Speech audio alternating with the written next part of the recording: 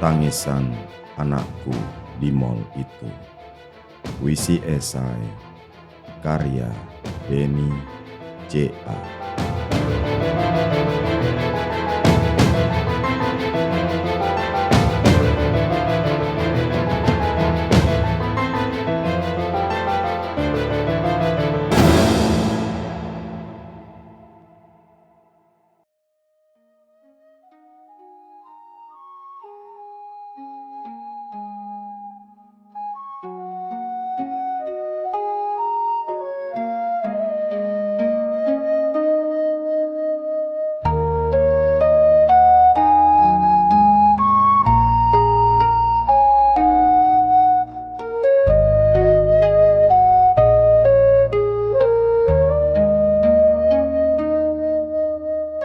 Singa dan naga menari di langit.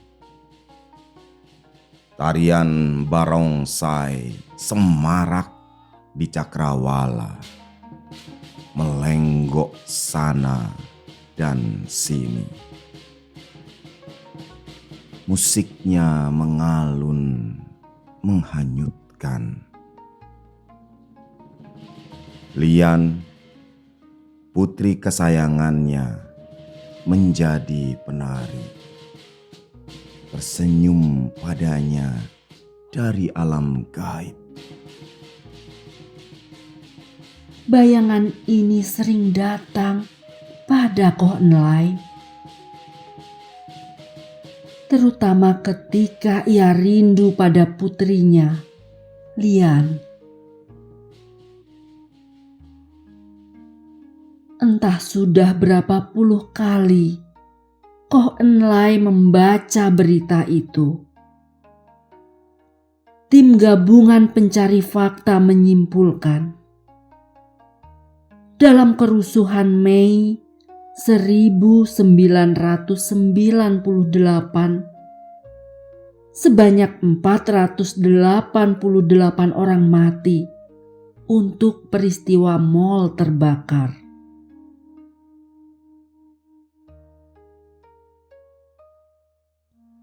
Itu Mall Klender, dulu bernama Yogya Plaza.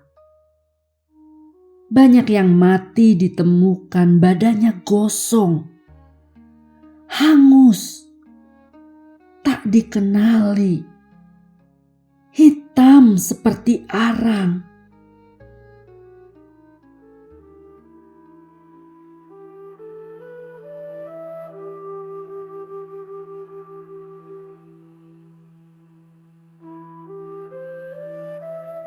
Bagi Koh Enlai, jumlah kematian itu bukan hanya angka, karena Lian termasuk yang mati di mall itu. Saat mati, usia Lian baru 10 tahun. Jeritan dan tangisan Lian itu selalu terngiang.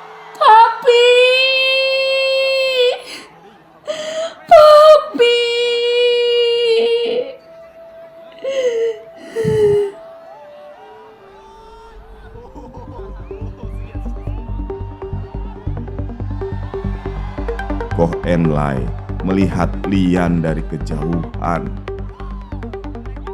Saat itu Lian sedang berkunjung, menemani pegawainya yang jaga toko. Koh Enlai berada di rumah. Tetangga melaporkan, "Koh, mall dibakar orang. Cepat Koh, anakmu ada di sana." "Hah?" Koh Enlai terpana, kaget, cemas, takut. Bergegas Koh Enlai ke sana. Ia naik motor sekejangnya, ngebut.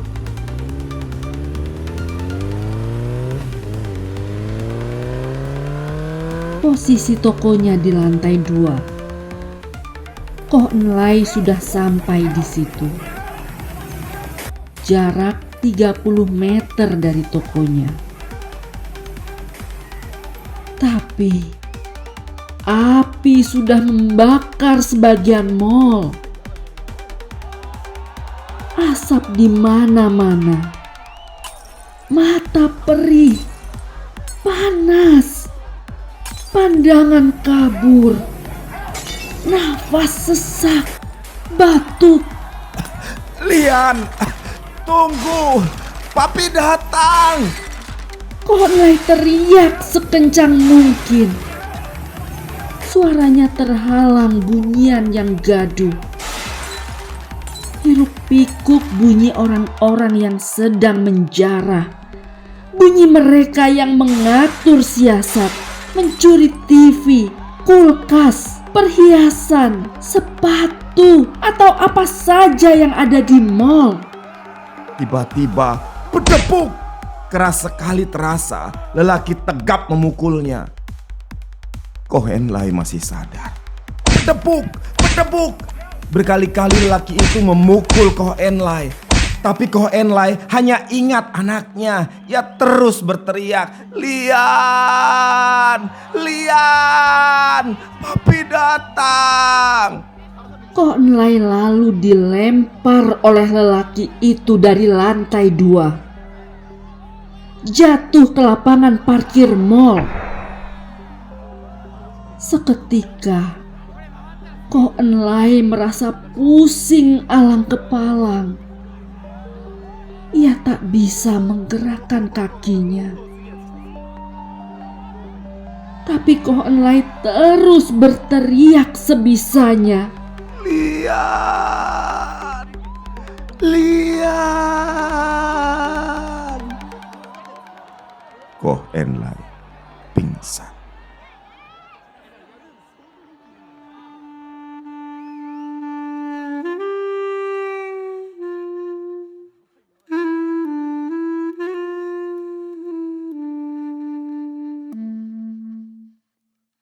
Ketika sadar, Ko Enlai sudah berada di rumahnya.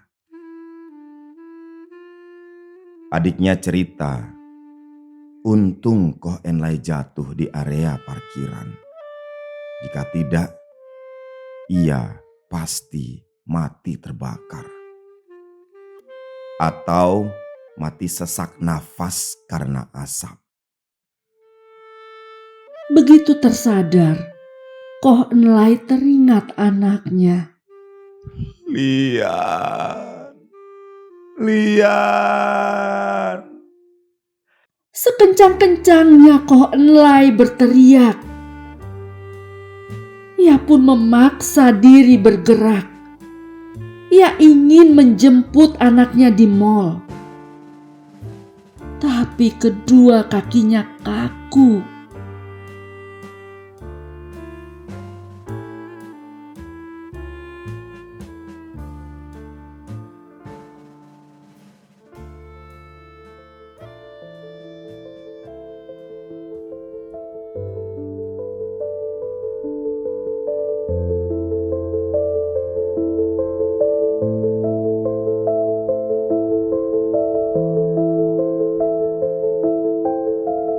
Tahun ini, tahun 2022,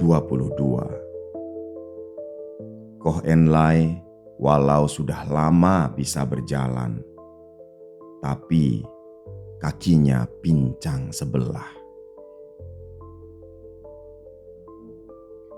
Hingga kini, luka satu kakinya berbekas. Tapi lebih berbekas luka di hatinya. Lebih menganga trauma tangis anaknya. Oh, itu luka kerusuhan rasial di Jakarta Mei 1998. Alangkah dalamnya.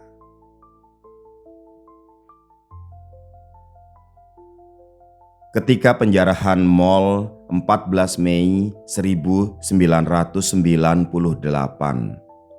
usia Ko Enlai 36 tahun.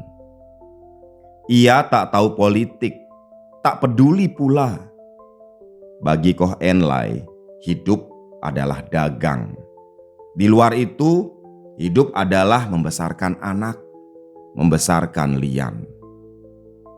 Tapi sejak penjarahan mal itu, Koh Enlai mulai banyak membaca. Ia ingin tahu mengapa orang-orang membakar mal. Koh Enlai kini tahu, 2 hari sebelum mal dijarah, 4 mahasiswa Trisakti ditembak mati. Koh Enlai kini tahu, sebelum semua itu ada krisis ekonomi di Asia. Sejak lama Koh Enlai bertanya-tanya, kebakaran dan penjarahan di mal itu seperti ada komandonya. Semakin Koh Enlai melek politik, semakin ia bertanya, apakah semuanya terkait? Apakah penjarahan mal itu bagian rekayasa yang membuat suasana chaos? Ujungnya, Soeharto jatuh. Koh Enlai tak bisa menjawab. Setiap memikirkan soal ini, jeritan dan tangisan Lian selalu datang.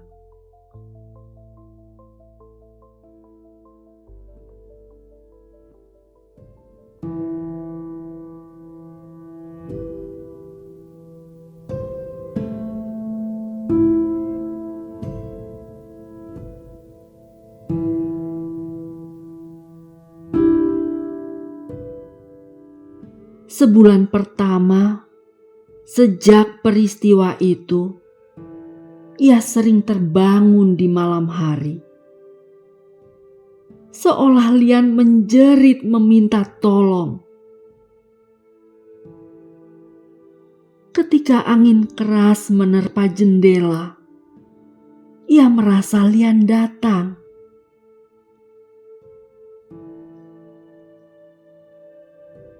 Mal itu tak akan pernah Koh Enlai lupakan. Ini mal cukup lengkap. Pusat belanja, ada supermarket, ada bioskop, ada tempat bermain anak-anak. Koh Enlai punya toko di sana. Ia menjual barang elektronik. Pegawainya yang menjaga. Istri Koh Enlai sudah wafat ketika Lian berusia 3 tahun. Koh Enlai tinggal berdua saja dengan Lian. Mereka punya banyak pegawai dan pembantu.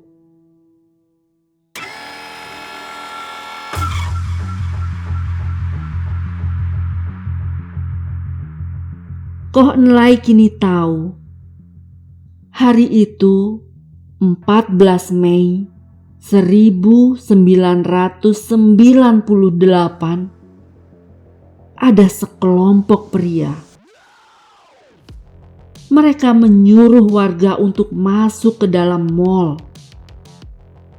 Mereka keras berteriak, Ambil semua barang itu. Ini mal punya orang Cina. Koh Enlai kini tahu, banyak penjara menyamar pakai seragam SMA. Mereka melempari toko. Teriakan riuh rendah. Mereka acungkan jari dan memberi komando. Jarah mal ini, serbu. Itu orang Cina yang punya. Warga berhamburan keluar rumah. Laki-laki, perempuan, tua dan muda ikut menjarah, ikut merampok. Apalagi zaman lagi susah. Sebagian warga mencegah aksi penjarahan. Hei, jangan mencuri. Kalian akan dihukum. tapi mereka tidak dihiraukan. Kini Koh Enlai tahu tak ada aparat keamanan di sana. Seolah penjarahan ini sengaja dibiarkan. Di pelataran Mall Klender terlihat aneka barang hasil jarahan. Di dalam mobil, di dalam truk, di dalam gerobak ada kulkas, televisi, sepatu, ada pakaian.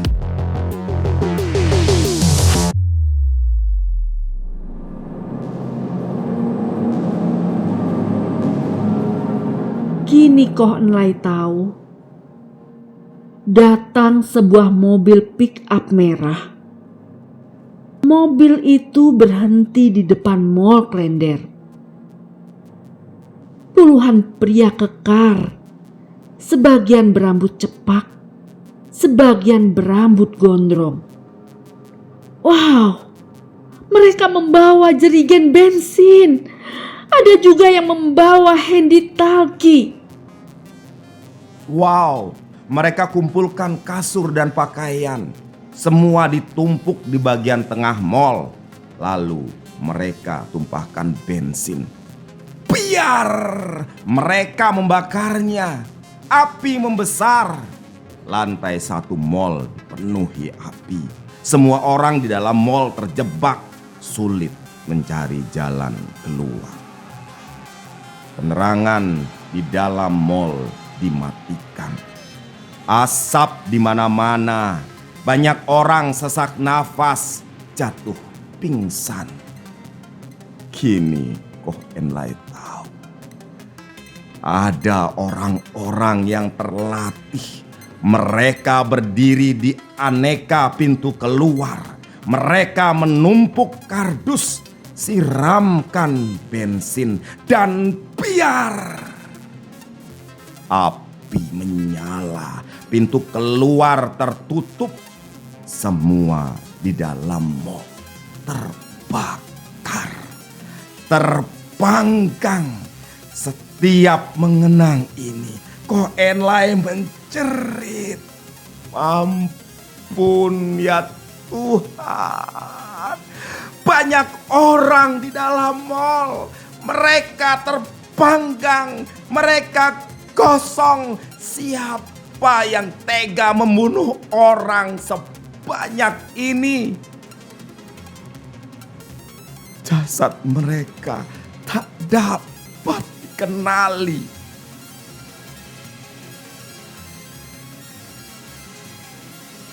Tim gabungan pencari fakta mencatat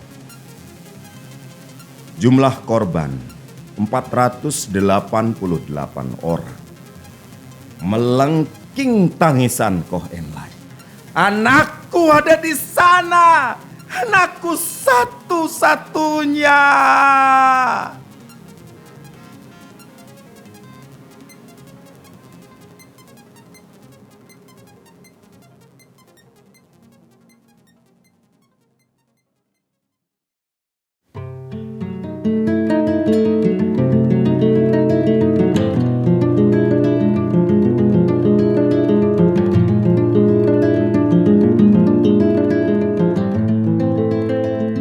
Sejak terbakarnya mall, Koh Enlai tak lagi pernah ke sana. Tokonya ia jual. Pernah ia coba datang ke mall, tapi kakinya gemetar. Teriakan dan tangisan Lian anaknya kembali terdengar. "Papi! Papi!"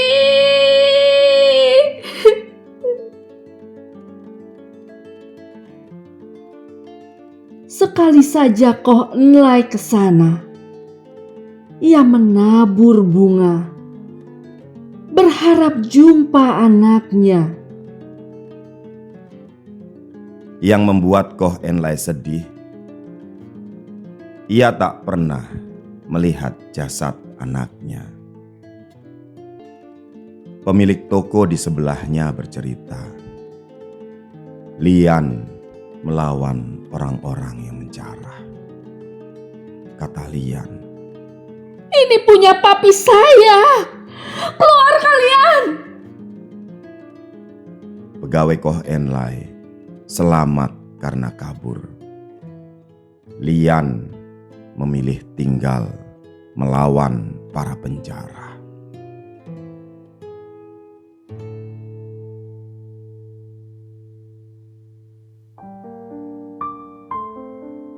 Koh Enlai mendengar kabar korban dari mall dikumpulkan di rumah sakit Cipto Mangunkusumo.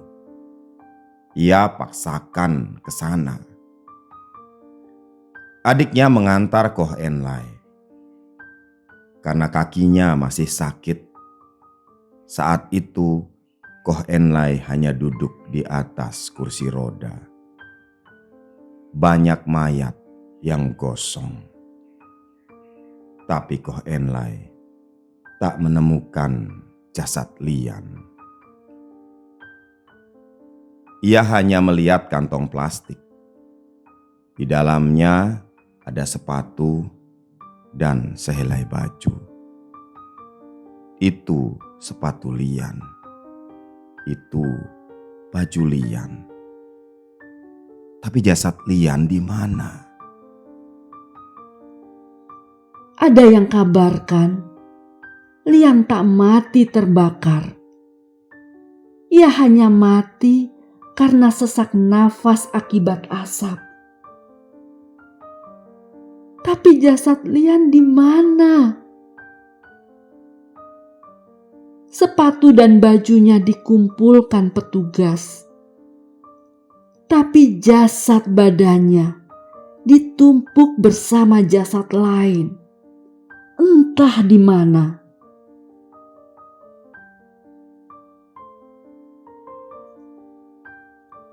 Koh Enlai mendengar kabar anaknya dikubur massal.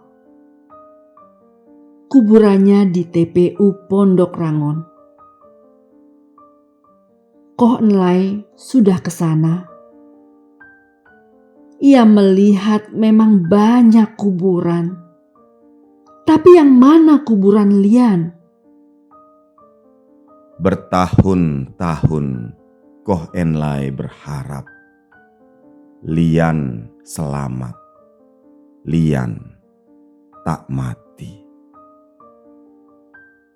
Tapi ini sudah 24 tahun. Jika Lian tak mati, ia ada di mana? Mengapa Lian tak pulang?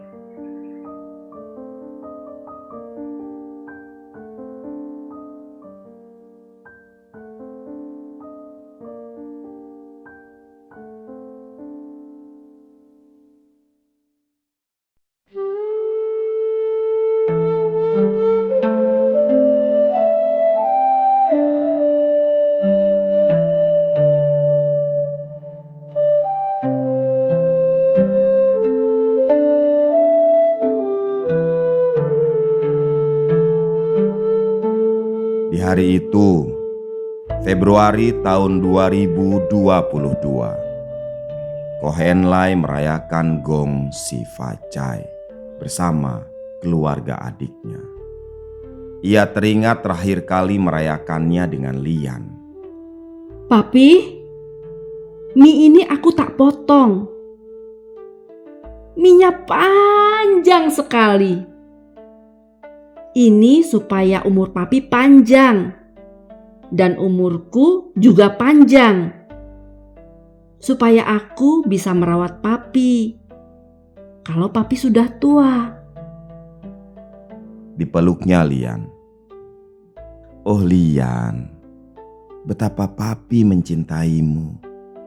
Papi bangga padamu. Setiap dipeluk, Lian membalas pelukan papi dengan mesra. Lian lalu bercerita, "Papi, aku ingin menjadi penari barongsai. Ada singa, ada naga. Dua-duanya penjaga keberuntungan." Koh Enlai bertanya, Lian ingin jadi penari singa atau penari naga? Jawab Lian. Kan aku sudah sering lihat singa di TV. Singa yang hidup. Tapi aku tak pernah melihat naga yang hidup. Aku ingin penari naga saja, Papi. Lebih seru. Besoknya, Ko Enlai mengajak Lian membeli lilin naga. Ini naganya, Lian. Memang hanya lilin, tapi ini membuatmu selalu ingat. Suatu ketika kau menjadi penari barongsai terkenal, penari naga. Lian senang sekali. Ia letakkan lilin naga itu di meja kamar tidur. Sebelum tidur dan ketika bangun, lilin naga itu yang terlihat pertama kali.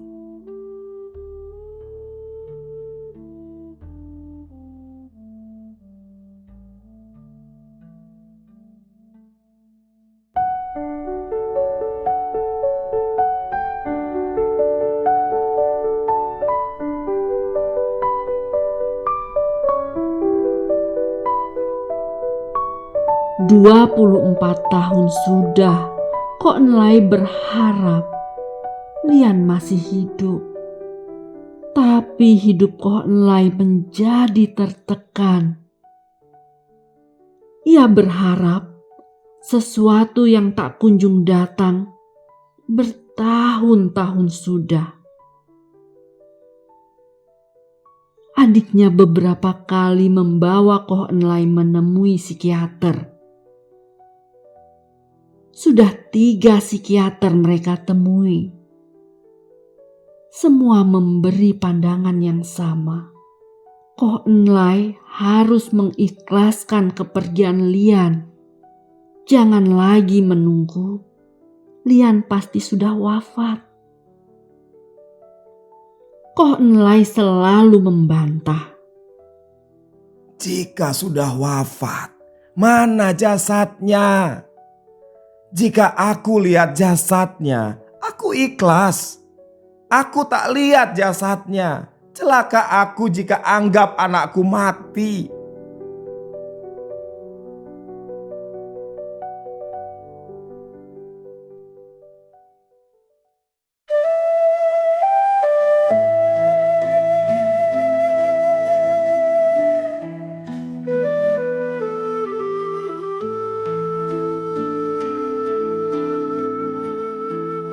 Tapi di hari itu, Ko Enlai berubah.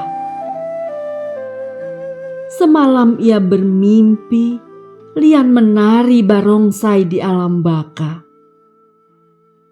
Lian senyum padanya.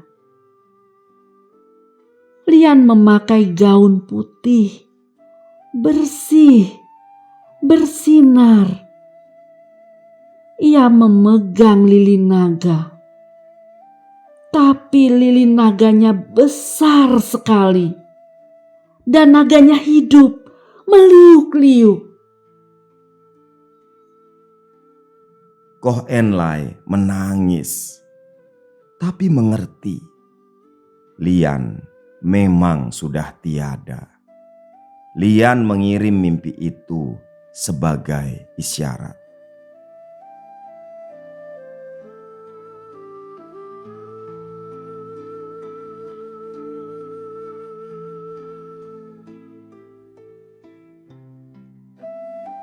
Tanggal 14 Mei 2022, tepat 24 tahun terbakarnya Mall Klender, Ko Enlai mengalah. Lian anakku, aku tak lagi menunggumu pulang. Aku menerima dirimu sudah wafat.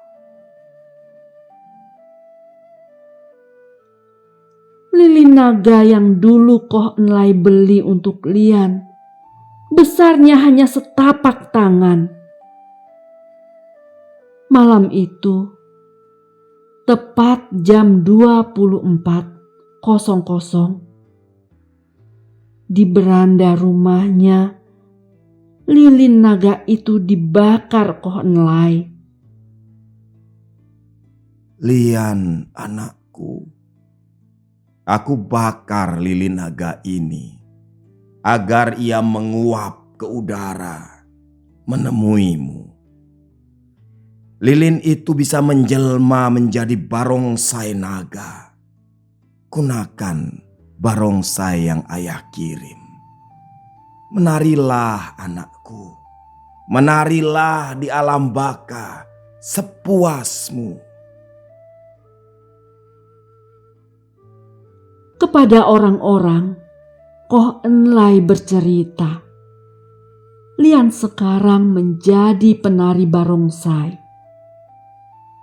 Tapi Koh Enlai semakin jarang tidur, semakin jarang mandi, semakin jarang bekerja. Sampai akhirnya suatu hari adiknya membawa Koh Enlai ke rumah sakit jiwa. Koh Enlai pun tinggal di sana. Koh Enlai lupa banyak hal, tapi satu hal yang tak pernah ia lupa.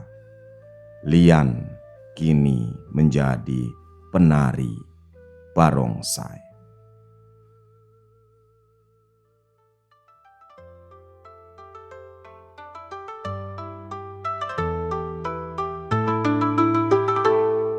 Singa dan naga menari di langit, tarian barongsai semarak di cakrawala, melenggok sana dan sini, musiknya mengalun menghanyutkan. Lian putri kesayangannya menjadi penari, tersenyum padanya dari alam gaib. Bayangan ini sering datang pada Koh Enlai, terutama ketika ia rindu pada putrinya Lian. Lian, Lian, di mana engkau kini? Dalam tarian barongsai engkau berseri. Meski raga tak lagi bisa ku temui, hatimu abadi di langit menari. Entah sudah berapa puluh kali Koh Enlai membaca berita, hingga gabungan pencari fakta menyimpulkan, dalam kerusuhan Mei 98, ratusan orang mati dalam kobaran api. Lian putri kesayangannya menjadi penari, tersenyum padanya dari alam gaib. Bayangan ini sering datang pada Koh Enlai, terutama ketika ia rindu pada putrinya Lian. Lian, Lian, di mana engkau kini? Dalam tarian barongsai engkau berseri. Meski raga tak lagi bisa ku temui, hatimu abadi di langit menari. Koh Enlai bergegas ke sana, namun api dan asap menghalangi jalannya. Jeritan Lian